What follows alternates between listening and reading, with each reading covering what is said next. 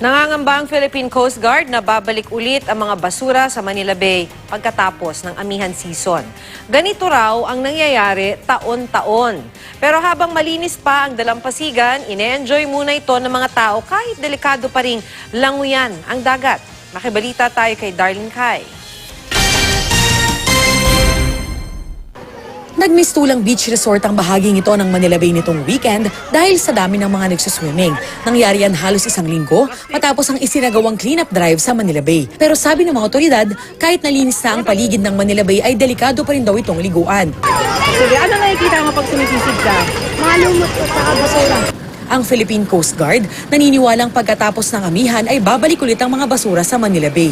Alam daw nila ito dahil sila ang matagal nang naglilinis sa dagat. Libo-libo ang naninirahan sa paligid ng Manila Bay.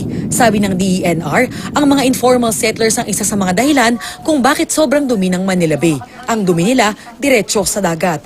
Aminado ang DENR na mahirap na ma-relocate ang mga residente, partikular na sa bahagi ng Baseco sa Tondo. Kaya ang gagawin muna, maglalagay ng silt curtain sa lugar para masala ang mga basura at magtatayo ng sewerage treatment plant. Pero plano ng DENR na magtayo ng mid-rise building sa lugar para mas maraming tao ang ma-relocate. Ang Philippine Ports Authority nangakong ibibigay ang 5 hektarya ng kanilang lupa malapit sa Tondo para sa mahigit 2,000 residente ng Isla Puting Bato.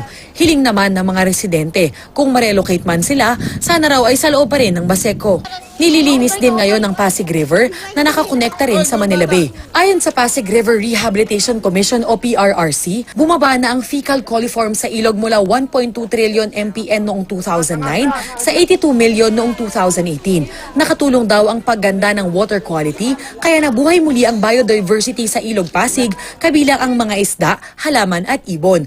Kahapon nga, marami ang nangisda sa ilog. Ang kanilang huli, mga tilapia at kanduli. Nagsample pa ang mga residente at kinain ang mga nahuli nila sa ilog. Pero paalala ng mga otoridad, hinay-hinay lang tayo ng konti sa pagkain hanggat hindi pa natin alam kung ano yung resulta ng testing na gagawin.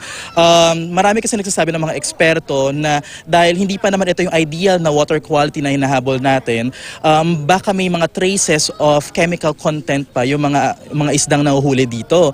So maaaring hindi man ito makaapekto sa agad pagkakain natin, pero in the near future, pagka medyo naipon na yung mga chemicals sa katawan natin, baka dun magkaroon ng adverse effects sa health natin.